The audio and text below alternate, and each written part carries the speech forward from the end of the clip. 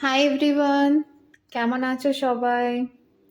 দেখতে পাচ্ছ কলকাতার রাস্তা আর মন খারাপের সুর, কেন কি আমি কলকাতা ছেড়ে আজকে চলে যাচ্ছি আবার হায়দ্রাবাদের উদ্দেশ্যে। কিন্তু আমরা প্রথমে হায়দ্রাবাদ যাব না, বলেছিলাম না ফ্রেন্ডের বিয়ে, এই দেখো গিফটটা। এইগুলো নিয়ে আমরা ফার্স্টে যাব ভুবনেশ্বর। ভুবনেশ্বর থেকে বিয়েটা অ্যাটেন্ড করে তারপরে আমরা ফিরে যাব হচ্ছে হায়দ্রাবাদ। তো এই যে ট্রাম লাইনগুলো দেখতে পাচ্ছ, কলকাতা পুলিশের গাড়ি। হুম, আমরা যাচ্ছি হাওড়া স্টেশন।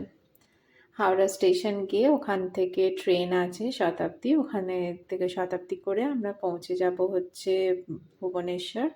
তারপরে আমাদের নেক্সট ডে কালকে বিয়ে আছে, বিয়েটা অ্যাটেন্ড করে তারপরে আমরা হায়দ্রাবাদ চলে যাব। কিন্তু আমাদের ভেবেছিলাম মাঝখানে দুদিন পুরী ঘুরবো তারপরে যাব, কিন্তু আমাদের অফিসের এমন সব মিটিংগুলো পড়ে গেছে আর ছুটিও পাচ্ছি না, সেই জন্য আমরা প্ল্যানটা একটু চেঞ্জ করলাম। আমরা সেই জন্য ভাবছি যে একবারে হায়দ্রাবাদ চলে যাই।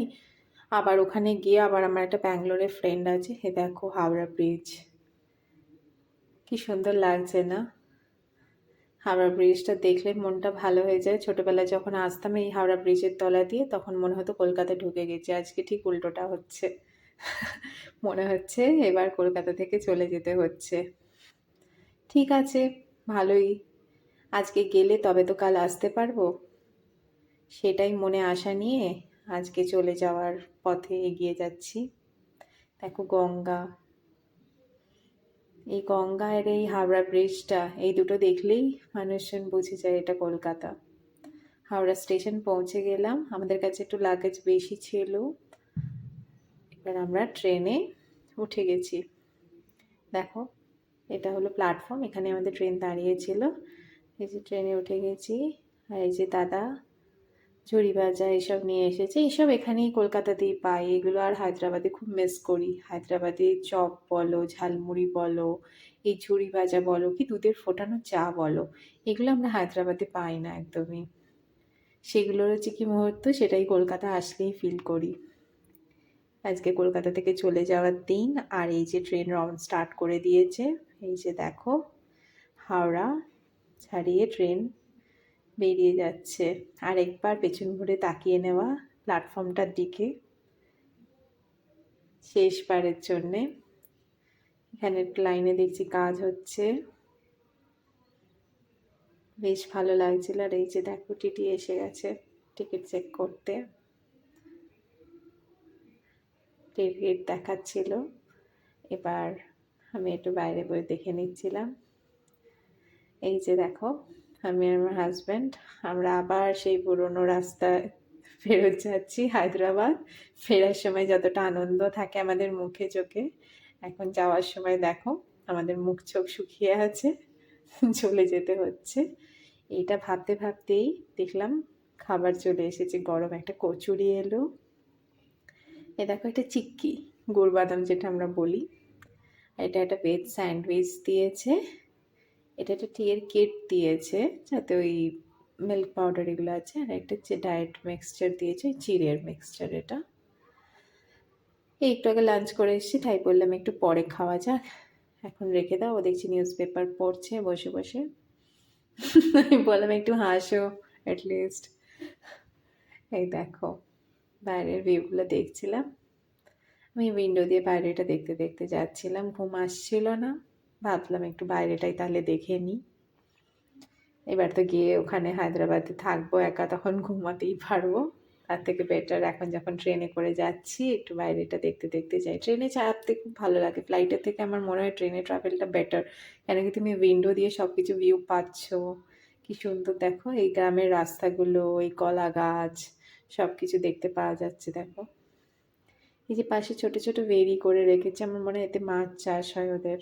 সে আমরা গেছিলাম যখন বকখালি, এগুলো দেখছিলাম।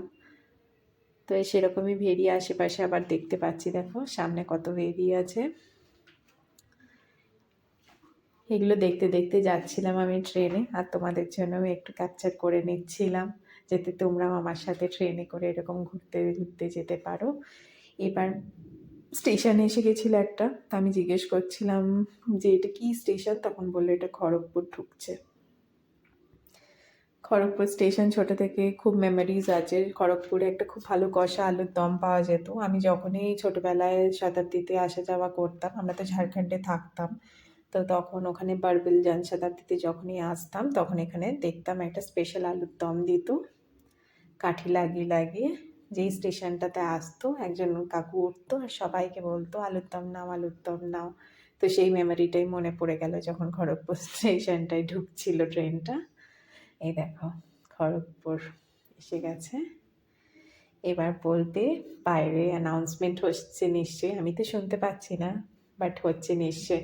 यात्रीगण कृपया ध्यान दें, गाड़ी संख्या 1013 अब हावड़ा भुवनेश्वर शताब्दी एक्सप्रेस 4 नंबर प्लेटफॉर्म पे आने वाली है। এই জিনিসটা আমি ছোট থেকে খুব শুনতাম যখনই স্টেশনে যেতাম। তো এই জিনিসটা আমার মনের মধ্যে এখনো থেকে গেছে আর এই সাউন্ডটাও আমার মনের মধ্যে থেকে গেছে। তো আমি মাঝে মাঝে যখনই আমি স্টেশনে যাই এই সাউন্ডটা কপি করার চেষ্টা করি আর এটা বলি। আমি যখনই ছোটবেলা মা বাবার সাথে আসতাম, স্টেশন দিয়ে যেতাম, তখন এটা আধ ঘন্টা, বাবা মোটামুটি আধ ঘন্টা আগেই নিয়ে আসতো স্টেশনে। তো আমি ওই আধ ঘন্টা বসে বসে এটা শুনতাম। আর দেখো গল্প করতে করতে এবার সানসেটের সময় হয়ে গেছে। এত লাকি কেউ হতে পারে? দেখো আমি সানসেটটা ট্রেনে বসে বসে দেখতে পাচ্ছি, এটা খুব ভালো ভিউ। দেখো কি সুন্দর লাগছে সানসেটটা। এই যে ভুবনেশ্বর পৌঁছে গেছি আমরা। ভুবনেশ্বর স্টেশনে নেমে একটা খুব বাজে এক্সপিরিয়েন্স হলো, সেটা হচ্ছে ভুবনেশ্বরে যদি তোমরা কেউ আসো ভুবনেশ্বর স্টেশনে, তাহলে তোমাকে ওদের অটোই বুক করতে হবে। আমরা জানতাম না সেটা, আমরা ক্যাব বুক করে ফেলেছিলাম, কিন্তু অন্তত আমাকে 2 কিলোমিটার ওয়াক করতে হলো, তারপরে গিয়ে আমি ক্যাব পেলাম। বললো ওদের নাকি এখানে ইউনিয়ন আছে, ওটা অ্যালাউ করবে না, খুব ঝামেলা। তারপরে এই ক্যাবে উঠলাম, ওর বন্ধুও ফোন করেছিল, ওখানে ফুড নিয়ে আসবে বললো হোটেলে। তো ও ওখানে হোটেল বুকটা আছে, তো ওখানে গিয়ে আমরা স্টে করবো আজকে, কালকে সকালে যাব ওদের বিয়েতে। তো এই হচ্ছে ব্যাপার। তোমাদের যদি আমার ভিডিওটা ভালো লেগে থাকে প্লিজ আমার ভিডিওটাকে সাবস্ক্রাইব, শেয়ার আর লাইক করে দেবে। আবার একটা নতুন ভিডিওর সাথে তোমাদের সাথে আমার আবার দেখা হতে চলেছে। ততক্ষণ সবাই ভালো থাকবে আর আমার ভিডিওটা দেখতে থাকবে আর আমার চ্যানেলের সাথে থেকো প্লিজ। তাহলে আমি আবার তোমাদের জন্য নতুন নতুন ভিডিও নিয়ে আসতে পারবো। এই যে আমরা অলমোস্ট পৌঁছেই গেছিলাম। আর দেখো একটা জিনিস খুব ভালো লাগছিল, ভুবনেশ্বরের এই রাস্তাগুলোতে খুব ভালো পেন্টিং করা ছিল, খুব সুন্দর সাজানো ছিল। আবার দেখা হচ্ছে, বাই।